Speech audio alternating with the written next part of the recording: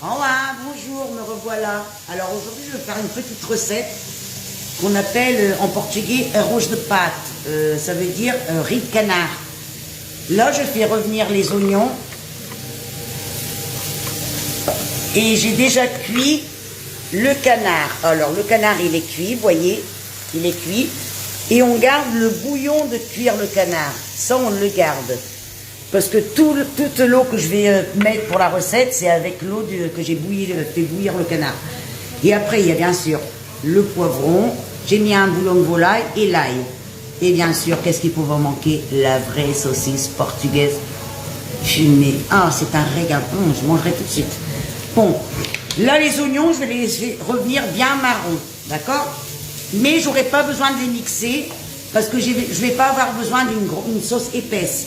Parce que des fois dans les recettes, il dit pourquoi que tu mixes? Ils me demandent pourquoi que tu mixes.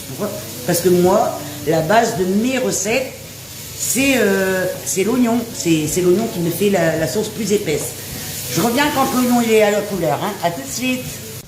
En attendant que l'oignon devienne la couleur que je veux, je vais émincer tout le canard.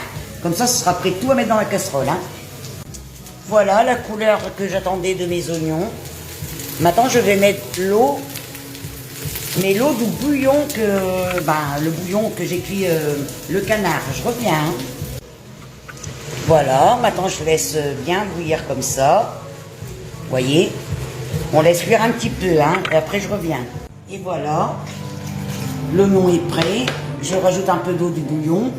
Je mets le poivron, l'ail et quelques rondelles de saucisson. On laisse cuire comme ça jusqu'à le poivron un petit peu. Bon, allez, 10 minutes. Je reviens. Et voilà, j'ai émincé tout le canard. Je rajoute au préparé. Et on laisse comme ça. Et on rajoute l'eau au fur et à mesure. Hein. L'eau de bouillon, bien sûr. Je reviens pour vous montrer. Hein. Et on mélange bien et on laisse cuire. Parce que le canard, il est déjà cuit.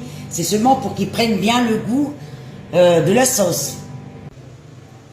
On laisse cuire un petit peu. Voilà, tout est prêt, je mets le riz. Et quand le riz est cuit, je reviens pour vous montrer. Hein. Voilà, tout de suite. Et voilà, on mélange et le riz est prêt au fait. Le riz a bu toute la sauce. Le riz reste sec. Maintenant, on va le mettre dans des petits plateaux. Et ça va gratiner au four avec du fromage et du saucisson. Je reviens. Et voilà, ça va au four à gratiner. Et si j'ai pas le temps dans cette vidéo, je vous montre la dégustation dans une prochaine vidéo. Hein. On laisse 10 minutes à gratiner. Hein. Je reviens dans une prochaine vidéo.